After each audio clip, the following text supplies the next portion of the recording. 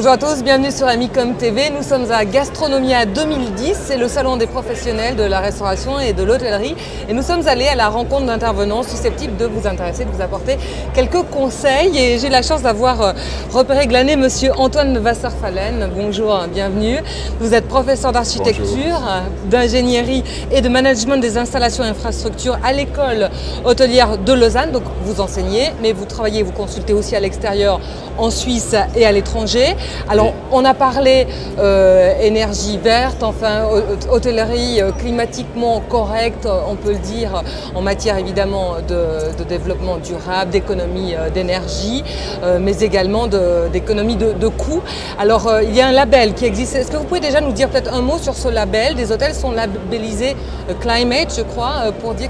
Non, ils peuvent adhérer à des programmes. Ils peuvent adhérer à des programmes. Alors, il y a des grands programmes, et un des grands programmes, on l'a vu avec un des orateurs, c'était myclimate.org, donc monclimat en anglais, .org. Et ce Mon Climat leur donne accès à des calculs complets sur leur bilan carbone. C'est-à-dire, ils peuvent voir combien ils dégagent de CO2 aux tonnes équivalentes de CO2. Et ils ont droit aussi à un audit par l'entreprise. Alors, la plupart des entreprises vendent ça. Vous avez des entreprises de services. On avait entendu une entreprise de services française qui proposait les éco-services. Vous pouvez avoir des consultants qui vous visitent, qui font quelque chose, mais qui ne sont peut-être pas forcément connectés à un label. Et puis, vous avez des labels qui, eux, demandent une préétude de consultance. Donc, il faut travailler de façon horizontale. D'accord, mais qu'est-ce qu'a à y gagner finalement l'hôtelier d'avoir ce label? Est-ce qu'il va avoir plus de clients? Il va devoir investir pour peut-être économiser d'un point de vue en tout cas énergétique. Mais comment faire pour que l'hôtelier soit intéressé? Pour les plus avancés de vos clients ou des personnes qui regardent cette chaîne, je dirais que ça amène déjà un lien sur leur site internet. Et ce lien, ce n'est pas du tout un lien, un stupide lien, tiens, je vous mets un lien, etc.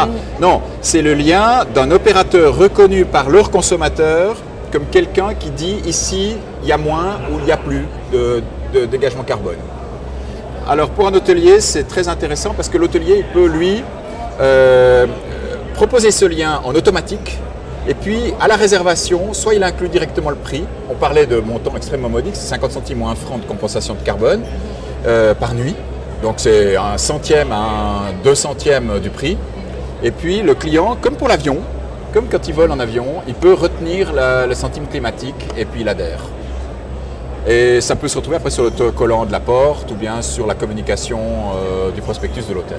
Donc, mais concrètement, sur quoi on économise l'eau, l'électricité? Quels sont les nouveaux... Bon, dans le secteur dont j'aimerais, après qu'on parle les deux, je dirais qu'il faudrait essayer d'économiser toutes les ressources. Mais actuellement, c'est surtout les programmes carbone qui sont des programmes qui sont proposés. Actuellement, Hôtellerie Suisse n'a pas encore mis sur pied un vrai label vert.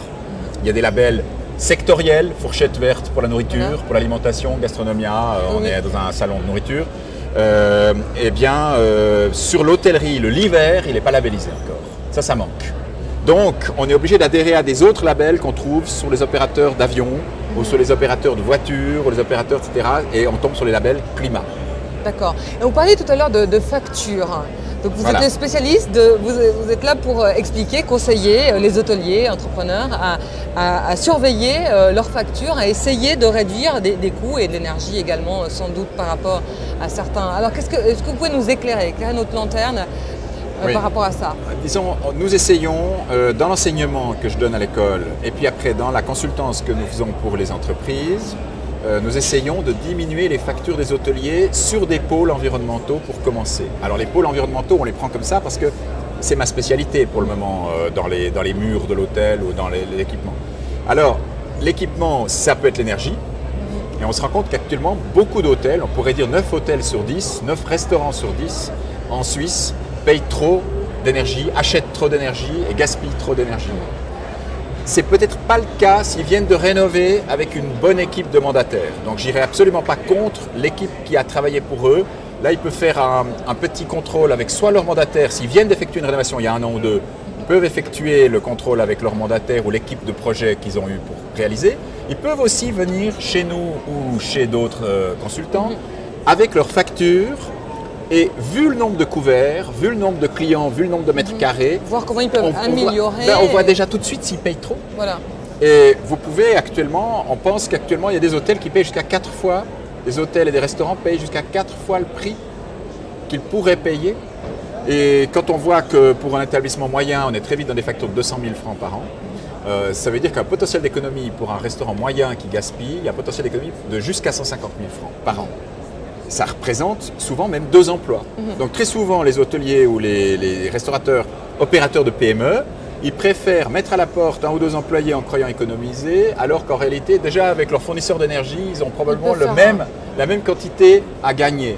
Puis cette quantité, ils peuvent la regagner après peut-être sur les produits de nettoyage, ils peuvent la regagner sur les produits de désinfection, ils peuvent la regagner aussi sur des autres éléments comme justement les protections solaires, le froid, le chaud dans leur hôtel. C'est aussi de nouveau de l'énergie, mais c'est de l'énergie un peu supplémentaire.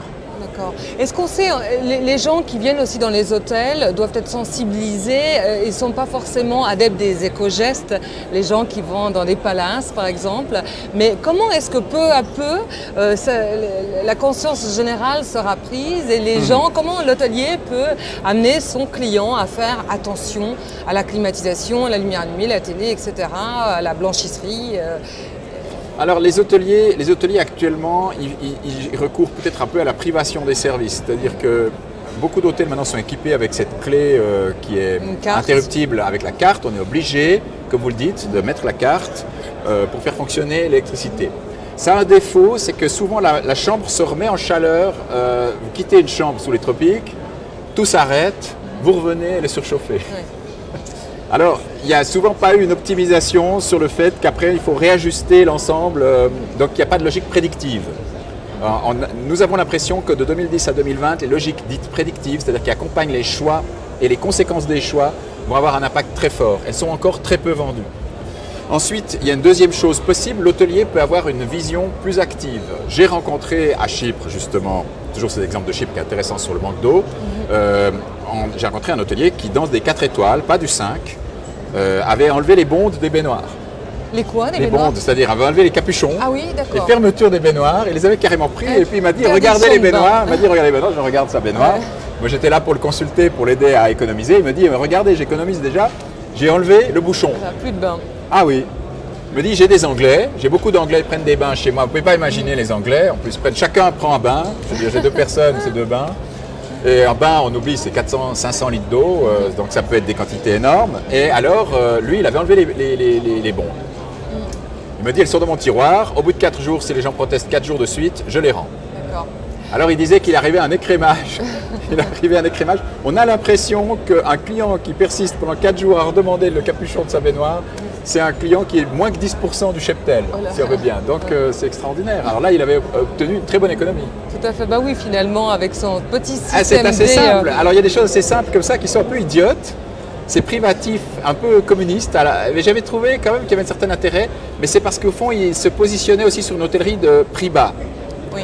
Donc, dans le prix bas, vous pouvez réagir de cette façon vis-à-vis de vos clients. Dans le prix haut, c'est déjà plus difficile. Dans le prix haut, c'est plus difficile d'expliquer à un client qu'on va essayer de le priver de bain. Oui. Une stratégie possible qui est tout de même tolérée par Hôtellerie Suisse, c'est actuellement de remplacer 1/4 des baignoires par des douches.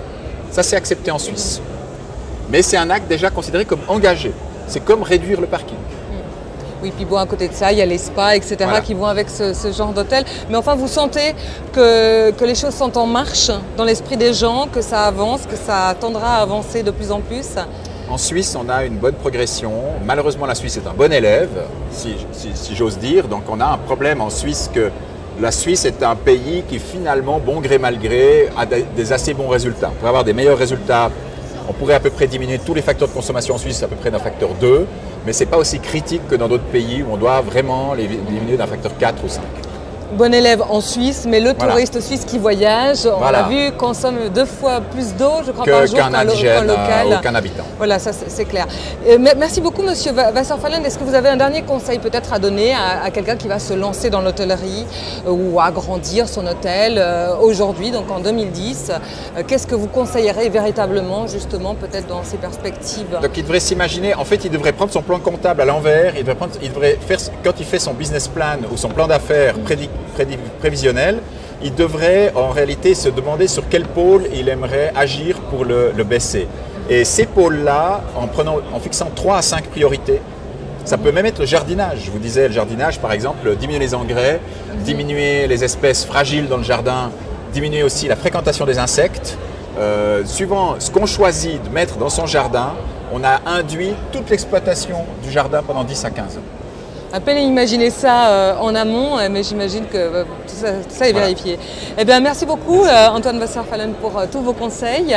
On se retrouve très bientôt pour notre émission. Au revoir. Ah.